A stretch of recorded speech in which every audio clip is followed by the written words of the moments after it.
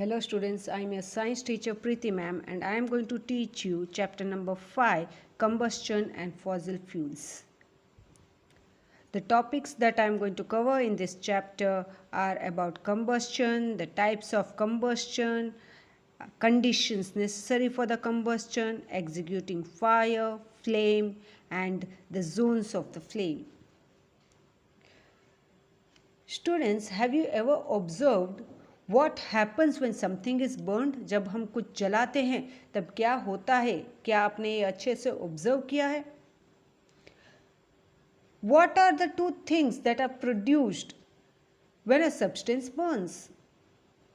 I'll give you the options. You are going to tell me any two of it. Heat, light, water.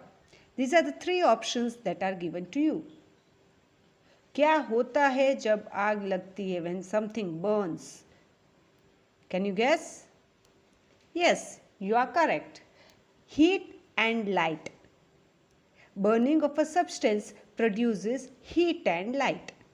So, in this chapter, we will discuss the process of burning and various fuels we use in everyday life. Combustion. The process of burning of a substance in presence of air or oxygen with the liberation of heat and light, it is called as combustion. Combustion का मतलब क्या है? एक process है जब कोई भी चीज़ जलती है in presence of air या ऑक्सीजन, तब लाइट और हीट ये दोनों प्रोड्यूस होते हैं. तो इस प्रोसेस को हम कहते हैं as combustion. Substances can be classified as combustible substances and non-combustible substances. वो किस तरह से जलते हैं उसके हिसाब से हम दो टाइप्स में उसको क्लासीफाई करते हैं. एक तो कंबस्टिबल सब्सटेंस और दूसरा नॉन कंबस्टिबल सब्सटेंस. तो जो सब्सटेंसेस है that burn in presence of air and oxygen with the liberation of heat and light, they are called as combustible substances. जब सब्सटेंसेस को एयर या ऑक्सीजन मिलता है तब वो जलता है, और जब जलता है तब लाइट और हीट प्रोड्यूस होती है, और जब लाइट और हीट प्रोड्यूस होती है तो वैसे सब्सटेंसेस को हम कंबस्टिबल सब्सटेंसेस कहते हैं. जैसे पेपर है, वुड है, केरोसिन है, एलपीजी गैस है. So these are some of the substance which are combustible substances. Substances that do not burn in air or oxygen to produce heat and light, they are called as non-combustible substances. वैसे थोड़े substances होते हैं जिनको oxygen मिलता है फिर भी वो जलते नहीं हैं. They do not produce heat and light. तो वैसे substances को हम non-combustible substances कहते हैं. जैसे वाटर नॉर्मल टेम्परेचर में होता है, तब अब अगर हम उसको जलाते हैं तो ना ही हम उसमें से हीट देख सकते हैं ना ही लाइट देख सकते हैं. वैसे सैंड जलाने पर, ग्लास जलाने पर, सीमेंट जलाने पर we do not observe any heat और light. So such substances they are called as non combustible substances.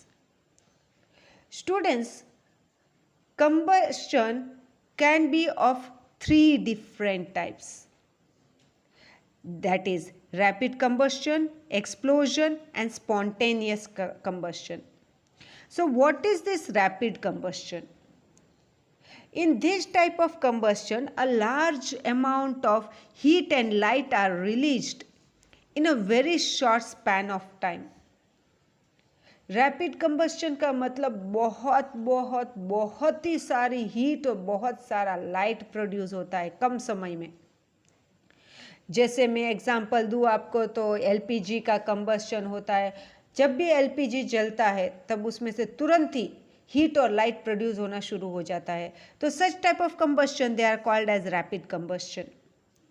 दूसरा है हमारा एक्सप्लोजन.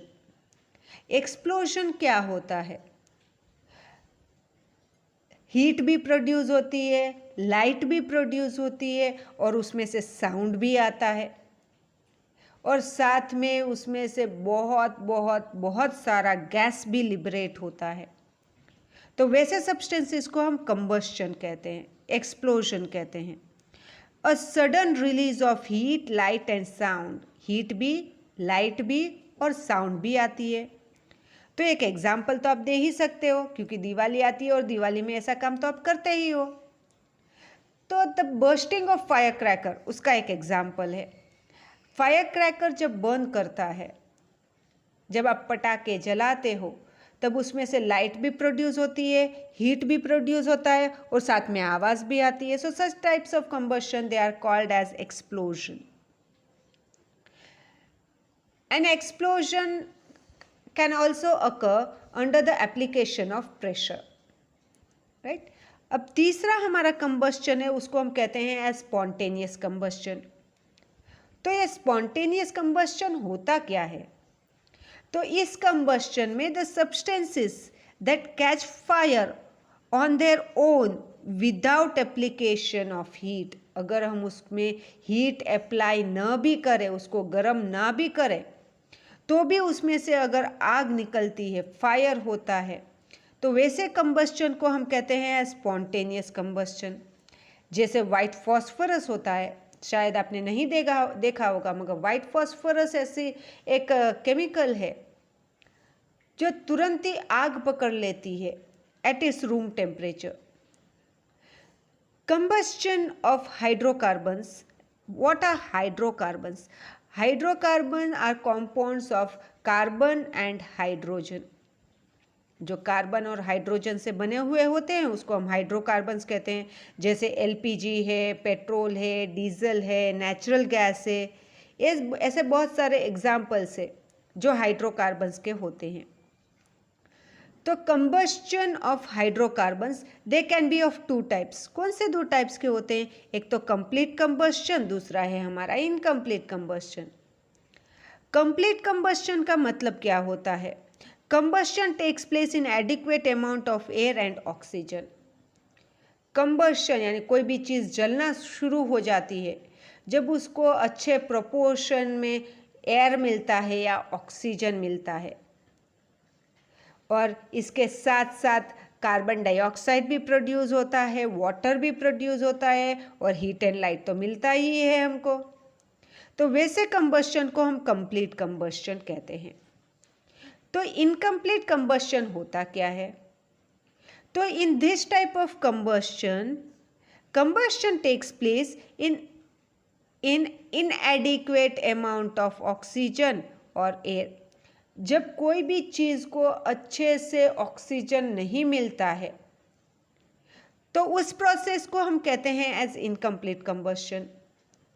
और इनकम्प्लीट कंबस्चन जब भी होता है तब कार्बन मोनोऑक्साइड रिलीज होता है, कचरा या सूत प्रोड्यूस होता है, वाटर प्रोड्यूस होता है, और हीट एंड लाइट तो होता ही है क्योंकि कंबस्चन है इसीलिए। So which are the conditions necessary for the combustion? कोई भी चीज़ जलने से कौन से थ्री थिंग्स या कौन से थिंग्स को हमको ध्यान में रखना चाहिए? So presence of a combustible substances. तो इसका मतलब क्या होता है कि presence of a combustible substances?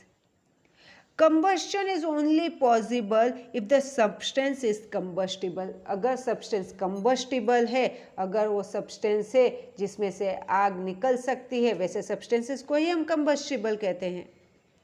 जैसे हमारा एलपीजी गैस ले लो, पेट्रोल ले लो, डीजल ले लो, वुड ले लो, कोल ले लो, ये सारे कंबस्टिबल सब्सटेंस है क्योंकि उसको हम जला सकते हैं इसीलिए, राइट। मगर वाटर ले लो, ग्लास ले लो, सैंड ले लो, इसमें जितना भी हम हीट प्रोवाइड करें ये कभी जलता नहीं है।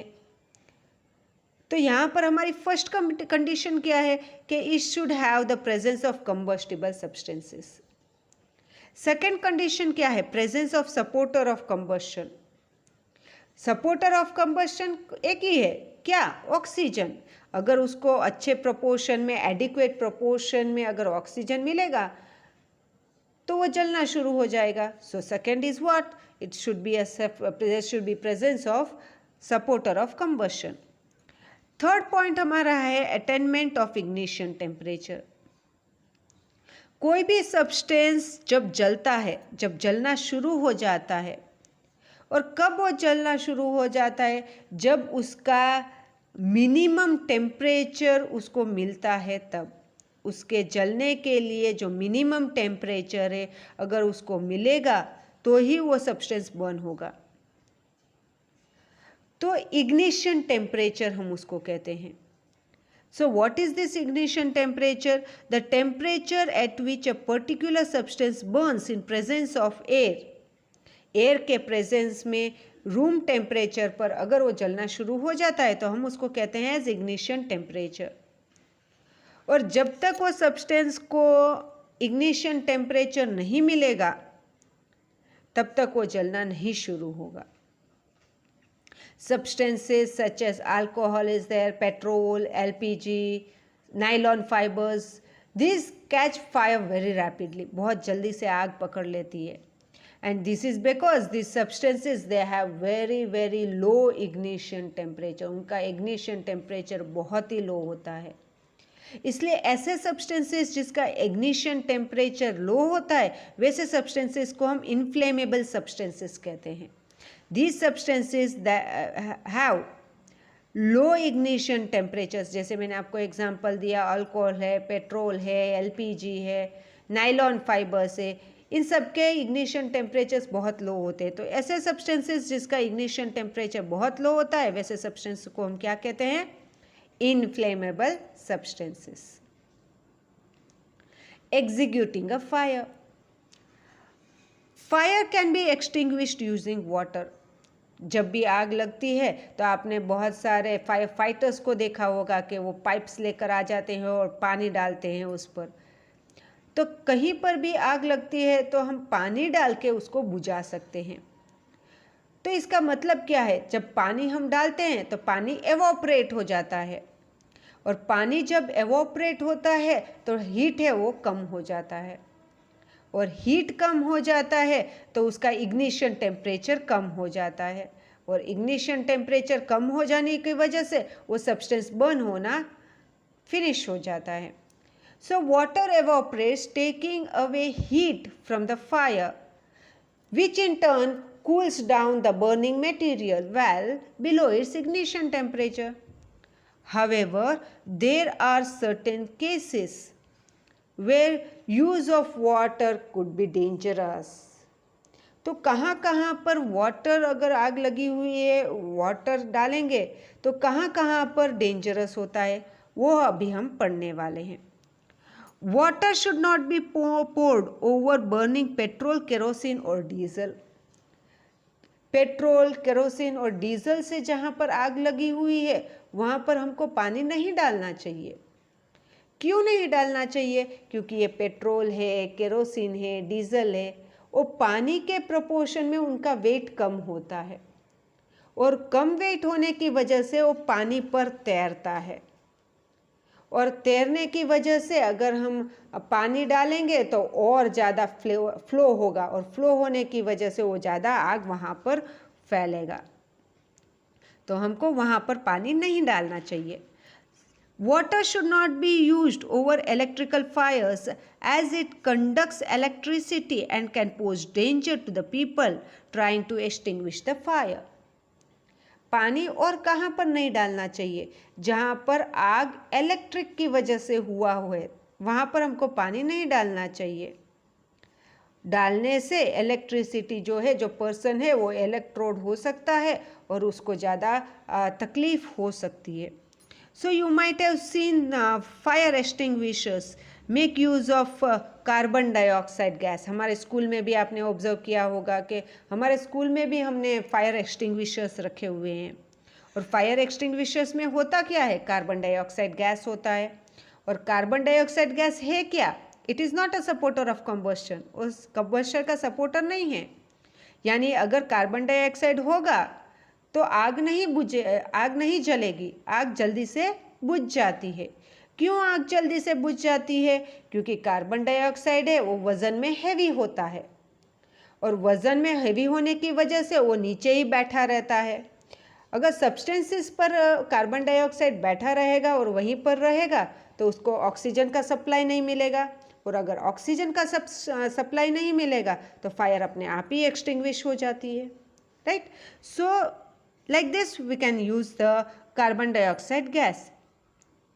So two common types of carbon dioxide extinguishers are the carbon dioxide fire extinguisher और सोडा ऐश फायर एक्सटिंग्विशर. दो टाइप के फायर एक्सटिंग्विशर्स आते हैं. तो ये कार्बन डाइऑक्साइड फायर एक्सटिंग्विशर होता क्या है? So in this type of fire extinguisher, it consists of carbon dioxide filled under high pressure in the cylinder. Cylinder में हाई प्रेशर से सिलेंडर्स में कार्बन डाइऑक्साइड भरा हुआ होता है. ओके, तो एक टाइप का एक्सटिंग्विशर है. सेकेंड है हमारा soda acid fire extinguisher.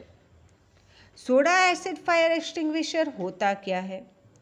Soda एश फायर एक्सटिंग्विशर में कॉन्सनट्रेटेड सल्यूशन होता है.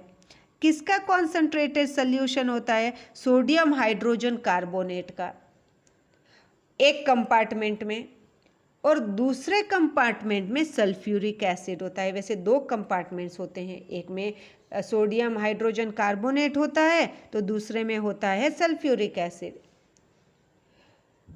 जब आग लगती है और हम उसका नॉब जब प्रेस करते हैं तब ये दो सब्सटेंसेस एक दूसरे के कांटेक्ट में आता है, और जब एक कांटेक्ट में आता है तब कार्बन डाइऑक्साइड प्रोड्यूस होता है, और कार्बन डाइऑक्साइड प्रोड्यूस होने की वजह से आग बुझ जाती है. Right. So studying about the flame. What is this flame? Flame का मतलब होता क्या है?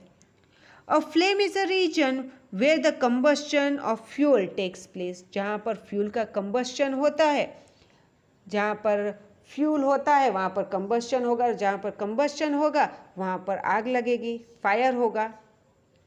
Right. So the colour of the flame it depends on the temperature. किस किस पर फ्लेम का कलर डिपेंड करेगा? एक तो टेम्परेचर पर, जितना ज़्यादा टेम्परेचर उतनी आग ज़्यादा लगेगी. अमाउंट ऑफ एयर, एयर पर भी डिपेंड करता है. अब कैसे डिपेंड करता है मैं आपको अभी समझाती हूँ. तीसरा है हमारा nature of the substance burning. उसका नेचर क्या है इस पर डिपेंड करता है कि सब्सटेंसेस कैसे बर्न करेगा. वैसे देखे जाए तो हाइड्रोकार्बन्स जो है वो ब्लू फ्लेम से या येलो फ्लेम से बर्न होता है. आपको यहाँ पर एक पिक्चर यहाँ पर दिखाई दे रहा है. राइट. यहाँ पर अगर हम अच्छे से क्लियरली ऑब्जर्व करें तो यहाँ पर एक बंसन बर्नर का ये फ्लेम है. जैसे जैसे जैसे जैसे ऑक्सीजन का प्रपोर्शन बढ़ेगा वैसे वैसे आपको यहाँ पर फ्लेम का कलर चेंज होता हुआ दिखाई दे रहा है. Right.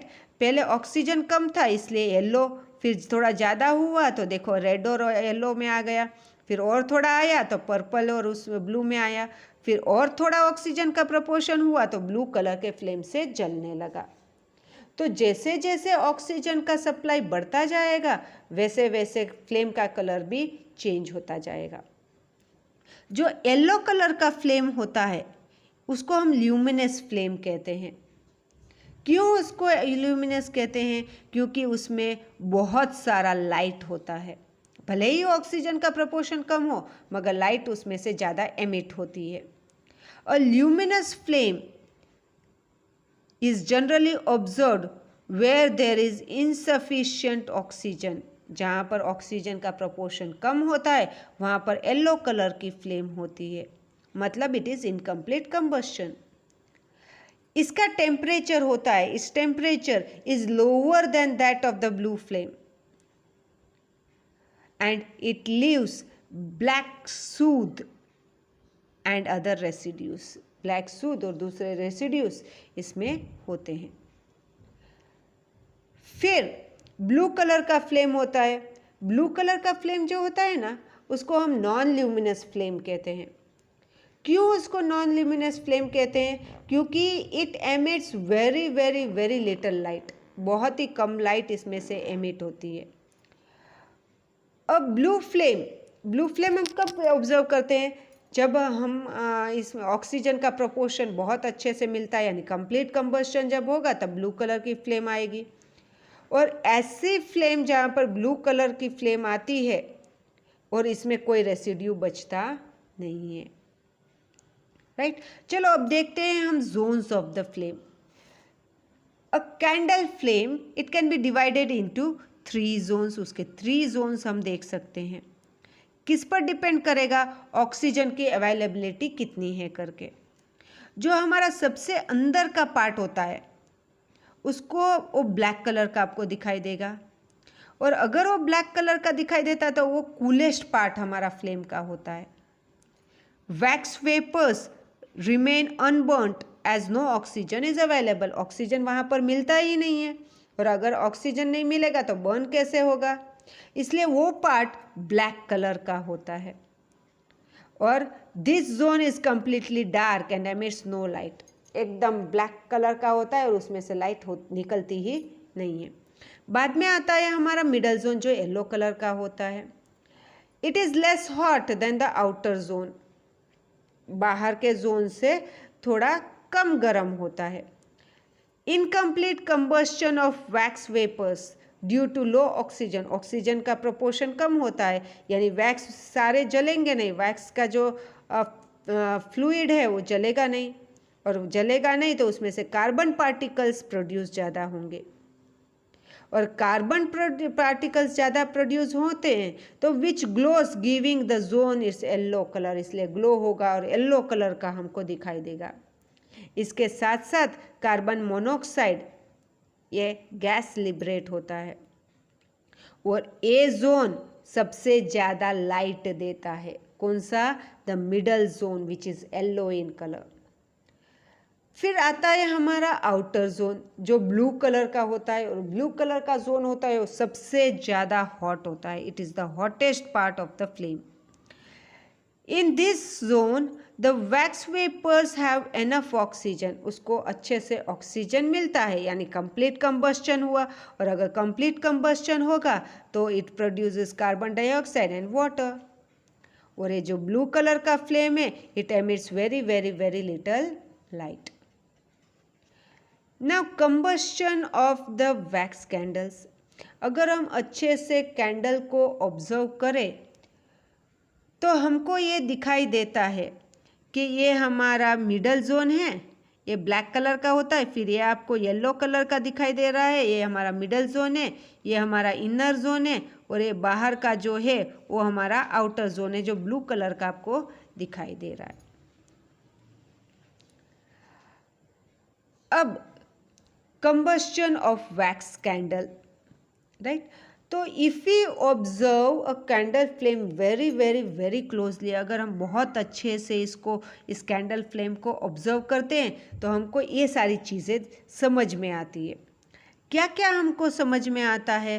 The wick burns and stands in the pool of the liquid wax. तो इसको विक कहते हैं, जो थ्रेड होता है ना उसको हम विक कहते हैं। और वो कहाँ पर होता है? कैंडल के फ्लेम के अंदर होता है, यानी कैंडल के अंदर होता है। और ये जब बर्न होता है तब ये लिक्विड यहाँ पर प्रोड्यूस होता है। आपने अच्छे से ये तो ऑब्जर्व किया ही होगा। There is a small portion of unburned wick between the flame and the candle wax. Flame और कैंडल वैक्स के बीच में ये जो पोर्शन है ना हमारा, वो अनबर्न्ड होता है। फिर the liquid wax is trapped in the cup of solid wax. ये लिक्विड वैक्स कहाँ पर है? ये सॉलिड वैक्स के अंदर होता है। फिर द लिक्विड और solid wax never catch fire. ये जो वैक्स है ना उसमें कभी आग नहीं लगती। फिर और क्या ऑब्जर्व करते हैं? और हम ये भी ऑब्जर्व करते हैं that if we see that the wick is burning, but it cannot be the only substance that is burning, as the candle gets smaller as it burns. Candle जैसे जैसे जैसे जैसे जलेगा वैसे वैसे वो छोटा होता जाएगा। So what is burning in addition to the wick? Wick के साथ और क्या जल रहा है? जल रहा है वैक्स के vapours. So these are the wax vapors that burn. If a lit matchstick or match is brought a little above the candle wick, immediately after the candle has burnt blow out. जब हम matchstick लेकर आते हैं candle के पास में, उस Wick के पास में, तो वहाँ पर वो जलना बंद हो जाता है। जली हुई अगर हम लेकर आते हैं तो ऐसा क्यों हुआ? This is because the wax vapours they rise from the wick, wax vapours है वो ऊपर जाते हैं, and after the candle blown out the burning match stick reignites them. So इससे हम क्या कंक्लूड कर सकते हैं? We can conclude that it is only the wax vapour that burn, सिर्फ वैक्स वेपर बर्न होता है, लिक्विड या सॉलिड वैक्सेस दे बर्न नहीं होते. When the candle wick is lit, जब कैंडल विक को हम जलाते हैं, the heat produced from the flame melts the wax. जो हीट प्रोड्यूस होती है और उसकी वजह से वैक्स होता है वो मेल्ट होता है. फिर द वैक्स सोक्स और absorbs the molten wax, wax जो सोक है, जो अंदर पिघला हुआ है, एब्जॉर्ब मोल्टन वैक्स में वो एब्जॉर्ब हो जाता है. The heat of the flame vaporizes the molten wax in the wick. Heat की वजह से जो फ्लेम है वो वेपराइज हो जाता है. The heat of the flame, जो फ्लेम का हीट है, vaporises the molten wax, molten wax को वेपर में कन्वर्ट करता है, और वेपर में कन्वर्ट करता है तो वो ऊपर जाएगा. The wax vapour burn in the flame, और ऊपर जाएगा तो वो बर्न होना शुरू हो जाएगा. And this process continues till the entire wax is consumed or the candle is extinguished. और ये प्रोसेस कब तक चलेगा? जब तक या तो वो पूरा वैक्स से वो यूज़ हो जाएगा या तो कैंडल एक्सटिंग्विश हो जाएगा, तब तक ये प्रोसेस कंटिन्यू ही रहेगा. So these are some of the questions. You are going to write down the answers of this. कि इतने सब के आपको आंसर्स लिखने हैं. So we end up over here saying bye bye to you students.